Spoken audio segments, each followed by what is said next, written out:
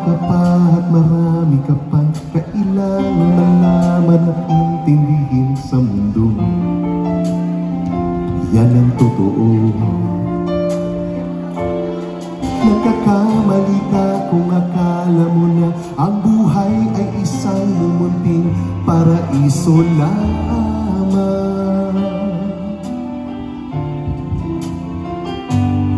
Batang-bata ka lang at akala mo na alam mo na ang lahat na kailangan mong malaman. Buhay ay di ganyan. Tanggapin mo na lang ang katotohanan na ikaw ay musmus lang na wala pang alam.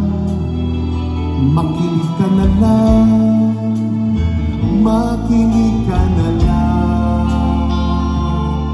Oh,